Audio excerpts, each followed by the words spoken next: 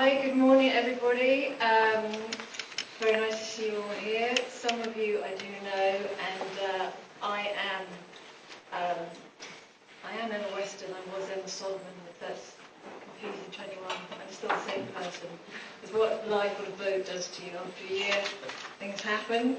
As Kathy said, I've been away for a year, and having been at Digital Unite for quite a long time, it's been very interesting to go away, to come back, and to see what's been happening, what's not been happening, the great role of digital inclusion, of which we're all part. The current state of play, I came back and there were still 11 million people lacking in basic digital skills. This data is actually from 2012, so I'm quite sure some of it has probably changed already, but I think it's worth pointing out that the figures are still pretty high, and one of the reasons you're in the room today, no doubt, is to share experiences and aspirations for getting some of those numbers down. Age is obviously a big factor still for people not having skills to access the internet.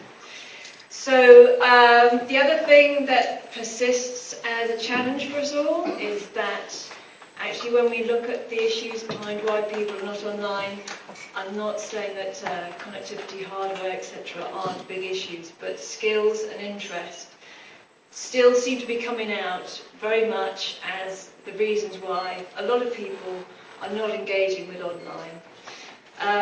So these are things that any amount of saving is not really going to solve. You're going to have more interesting solutions for that. Access and affordability, I tell you, that's something that definitely has changed even in a year. It's been very interesting to see prices come down, especially with mobile technology, and I think that's a big opportunity. I think it's a very interesting opportunity in housing as well. So some interesting new things I came back to see.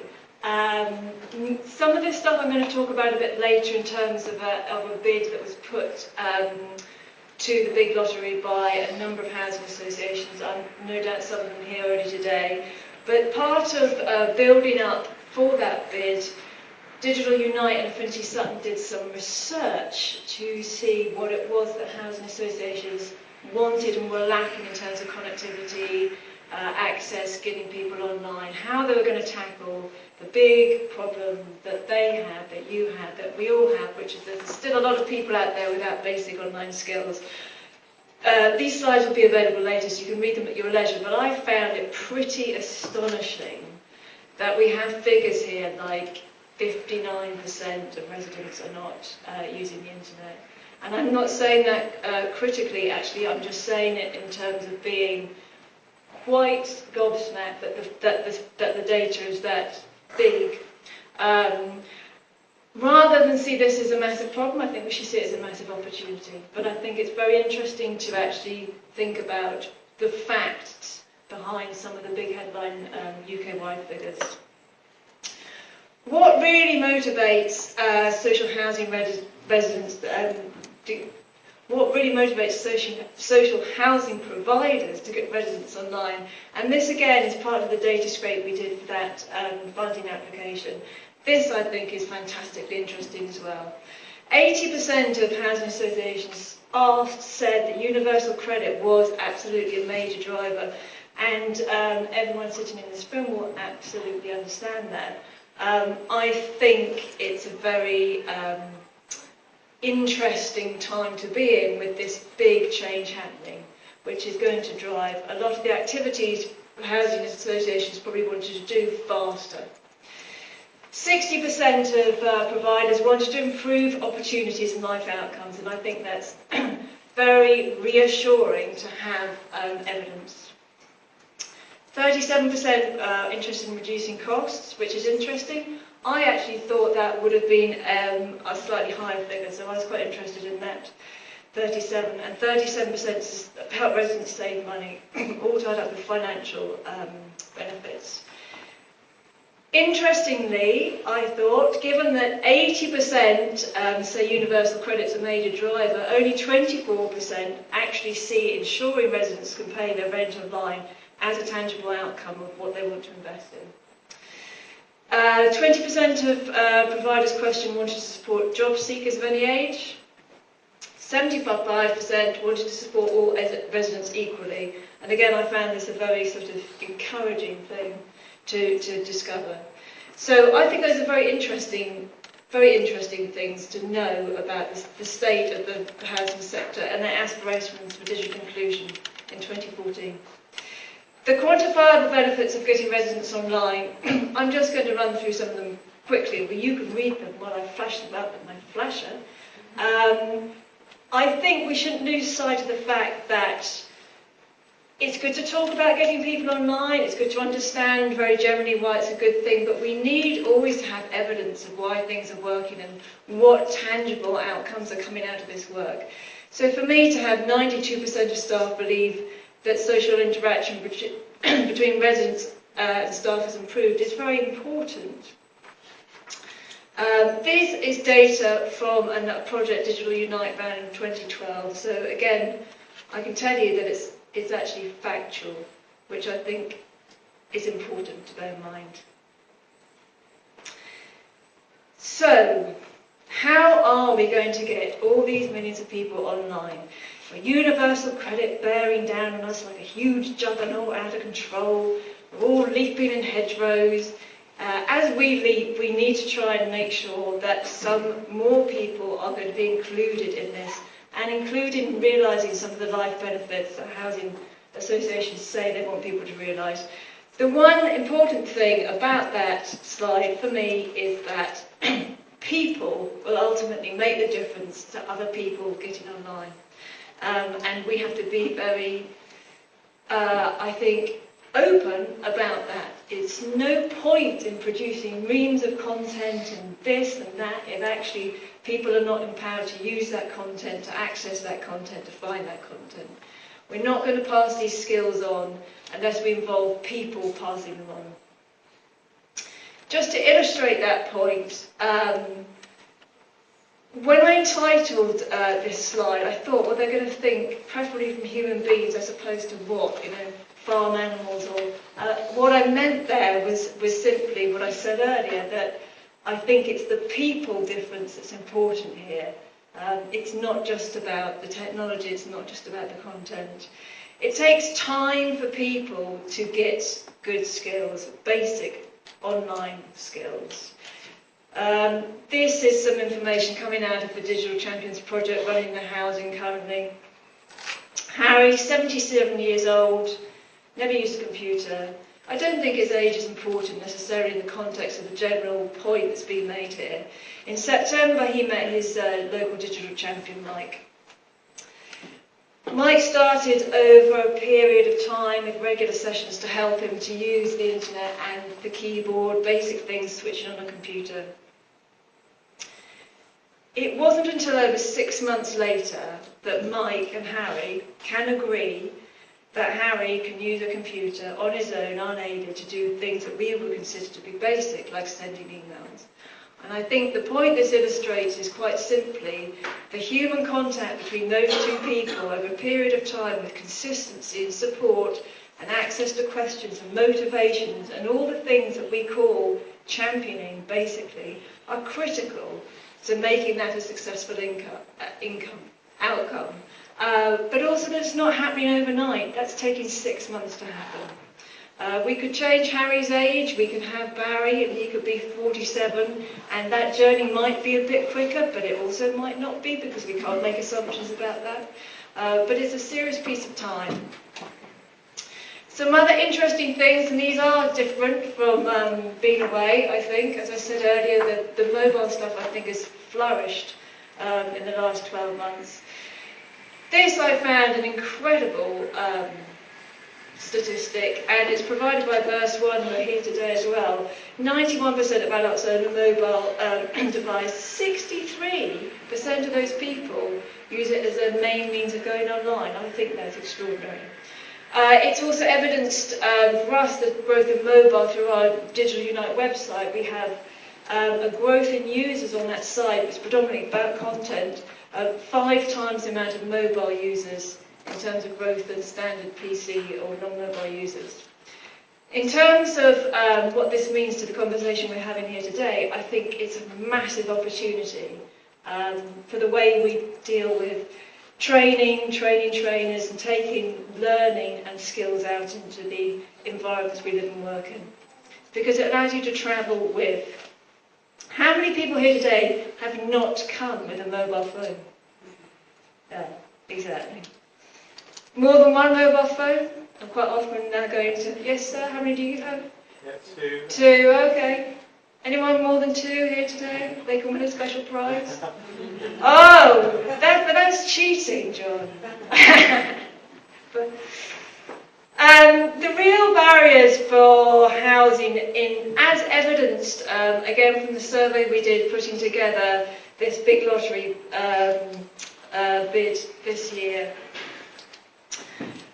52% of those questions say that money is the biggest issue to achieve a widespread digital inclusion in their organisations. While 33% it was felt the actual motivation of the residents to participate was the greatest challenge they faced. That's quite interesting, that's a third.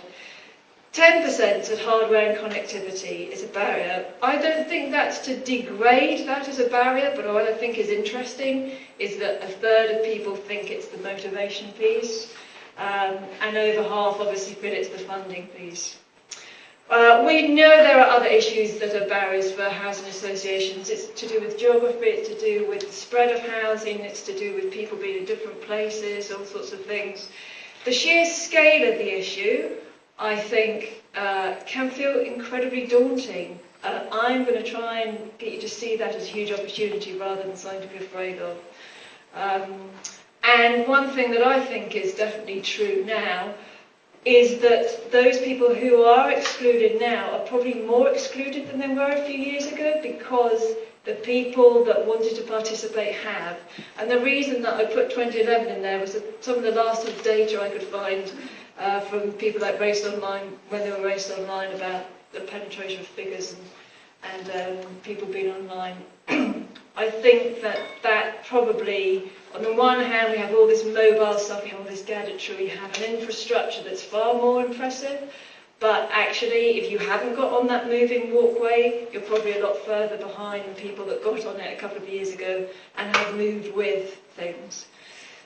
So again, interesting to think about. So all these issues, they hadn't gone away in a year. And in fact, coming back to look at them quite starkly was interesting.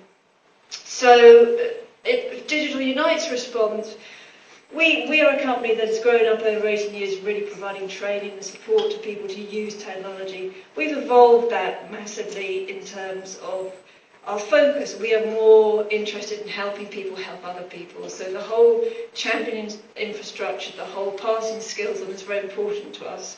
So when we're thinking about housing and we're thinking about all the things I've told you about in terms of access and issues, what is it we can do to pull all that together and create almost a wholesale solution? Is there a wholesale solution to create for the skills and the training bit? Not for everything.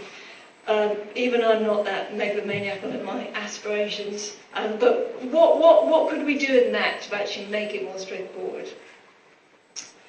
These two important things, again, coming out of the survey work we did, 85% of providers are asked will provide training for volunteers in the next 3 years. That's massive. That's a massive amount of people. 86% of housing associations want to make a big change. This was our little answer. A show of hands in the room for people who are part of the Digital Champions Network. Do we have people on every table? Some down here, some down there. Okay. This is part of what we feel is the future in terms of skills. We have created basically a place and a methodology where we are trying to bring all the resources for supporting digital champions to go out into their communities and their housing associations in one place. So part of what the Digital Champions Network for Housing is an online platform. It has a front end that everyone comes through, and then every member organisation has a front end that's particular to them. There are currently 16 housing associations participating in that platform, with another 2 going live in the next couple of months. So that's how many individual organisations we have using that infrastructure. Everything they need for their champions to work in their housing associations are mediated through our network online. So there are courses for champions, there's content, there are resources for marketing and engagement, there's badging so that there's some form of recognition for people doing their training, and there's reporting. So there's one place where we can measure the data, we can look at the impact, we can measure that on the behalf of one of those housing associations, and we can do it on behalf of the group. We can put the housing association's champions in touch with each other, and we can treat them as collectives of individuals working in different places. So the potential is massive in that platform. 91% of people we've already asked think that there is some way to use that sort of collaboration to power their digital inclusion, because they have signed up to training people to train other people within their organisations. Their collective achievement so far, and the network's been live for I think a year, just over a year, is 500 digital champions trained so far across 16 housing associations. When I came back from the sea, this was the thing that I felt was exciting. It was the fact that people had come together to try and solve things together, using shared resources, shared energies as well, I think is really important, to then go off and make it happen in their own environments. Excuse me, are the resources free for everyone to use? Is it a free resource? For the champion content is part of a membership, so if you join the network, that's part of what you get. End learner content we provide through our main Digital Unite site, and that's all free. Yeah. What's in it for a champion? I mean, it's all very well to say, well, you've got this support, you've got this and that, all the rest of it. The champions are the most precious commodity in that network, and every one of those 500 people is valued and encouraged and supported and grown like a very special plant, because they represent getting to so many other people. Without these people in place and motivated and trained and engaged, we are not going to make a dent in those numbers. It is not going to happen. This is why it's important to celebrate champions, because they actually really love what they do, and they're a huge asset to their communities. That Harry that we were talking about earlier, who took 6 months to achieve what he achieved, it was a great bonus for Harry, clearly, but it was a beautiful thing for Mike as champion as well. So Mike is getting something out of that relationship, and Harry is getting something out of the relationship, and the Housing Association is getting a connected resident. More than just an online platform, the other thing that we wrap around the whole of the Digital Champions Network is personal support, online and offline. One of our pieces of on and offline support is Lynn, and she's right here, but you can chat to her throughout the day. Her role is really, really critical. She's there online to stimulate the community, to support champions having problems. We know that actually putting the effort into getting people online can be tiring. It can also feel a bit lonely. The champions need as much motivation as their learners, and the quote there from Lynn I think proves it all. The other stuff that we offer, good morning gentlemen. Good morning. All right. Don't hurry at all. Please make yourselves comfortable. Thank you. As well as what we're offering alongside the courses for the champs and the badging and the resourcing and Lynn and all this general happiness around digital inclusion, is marketing engagement support, ideas, resources, tools. We put it all in, it's like a big sort of cake mix. We put it all in and we make lots and lots of cakes across the group. And that's that part of community activity and sharing and collaboration that's actually making it all work. We get people together. Digifest are one thing, but we also run get-togethers for people in the network on special issues that have come up as being important to them. And that face-to-face time is very important and very interesting and very reassuring. We also offer additional tailored support to our network members, and that's a really ad hoc, case-by-case thing, depending on the housing association and what they want and what's possibly an issue for them and particular to them. We also grow our content base all the time, and again, much like the huge cake mix, it's something we're putting in for the benefit of everyone in the network. So it means that you don't have to all run off and develop courses for your digital champions, because they're all in one place anyway. And we're working increasingly with other providers, content providers, to make that an even richer thing. On the back of the Digital Champions Network, other amazing things happened once this sort of idea of collaboration and working together became manifest and started to work, and people enjoyed it and got things out of it. Other good things happened in the same vein. I've mentioned already this big lottery funding application. Again, coming back after a year away to see that having happened was a fantastic thing for me, and I found it very emotional actually, because I thought, finally, everyone's got together to do something, and it's really, really exciting. And it felt, because it was so sort of user-led and demand-led, and coming up from the housing sector itself, it felt even more important, I think. Just some figures about that, and the range of housing associations and social landlords that got involved with that, I thought were very interesting as well. The Connected Housing Initiative, Tim is going to speak in a minute about that. That is also just a wonderful thing to see happen.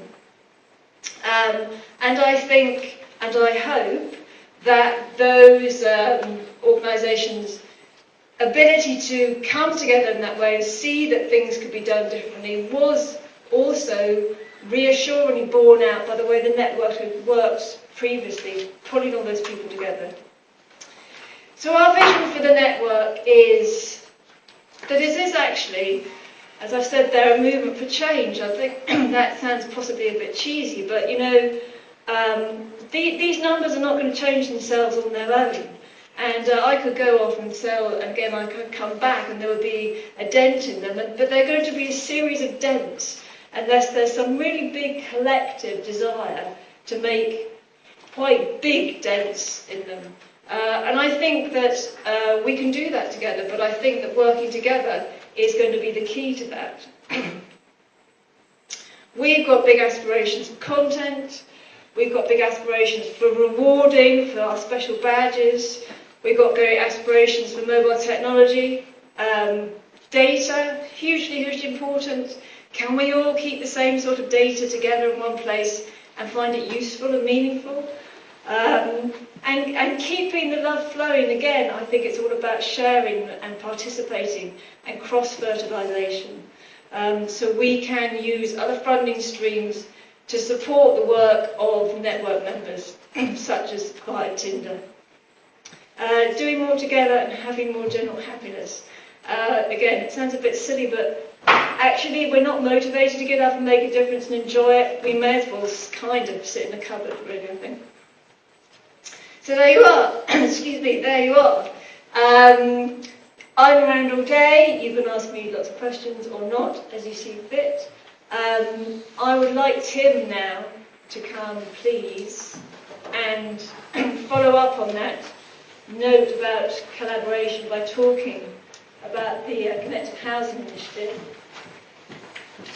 Tim Dumbledon, very nice to see you here from Orbit. That's my bit for now. Here is passing over.